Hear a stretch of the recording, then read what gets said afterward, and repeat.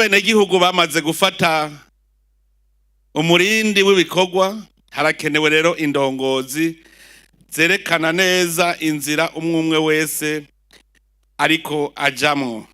Ubwa mbere nuko umwenegihugu wese yokora yisunze imbona kazoza y'igihugu giteye imbere.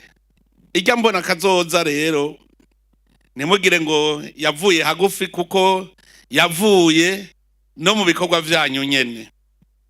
Ntushobora kugira urupapuro rw'inzira ngo uce inzira utabona bazoyicamwo. Twarabanje turabona ko Abarundi ari abantu bakerebutse. Twe twararavye dusanga Uburundi burafise ibikwiye vyose kugira ngo iki gihugu gitere imbere.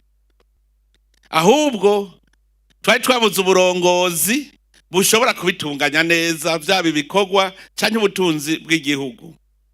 Ubu dukeneye ko igihugu rero kiba ari igihugu kirimwo urutonde, kirimwo discipline. Musitanteri rero ntuze wemere ko abenegihugu bawe biyahura. Hariho abiyahuzi biyayura mutwe, hariho abantu b'imboregwa kabaye batagishobora no guterura itafari. No, ivyo vyose nivyo vyo gukurikirana. Emwe ivyo barazobiguhora musitana.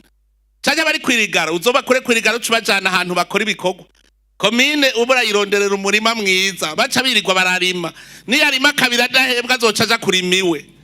Tuzoca tubafata tubajana kubakoresha. Umenye yuko uri pasitori, ni wowe ufasha musitanteri kwigisha bajya urongoye mu ishengero ryawe. Ubigisha b'abantu bameze neza batonze. Mwebwe rero abagufise amashirahamwe mwese, ndabasavye mube ibishikizo vy'abamusitanteri babura amatari mu guhimiriza abenegihugu. Namwebwe ncabwenge mwese, abarimu ku mashure nimwe muje kwigisha rujya gwaruka, mukagwigisha ukunda igihugu, ntiruze rugwe mu mutego twebwe twaguyemo abakuze. Mumenye yuko musitanteri atwara intama, atwara abantu baciye ubwenge bashobora kumwunganira. Avuga rimwe mukumva gatanu. Yavuze ati duce imiserege agasanga maze guheza.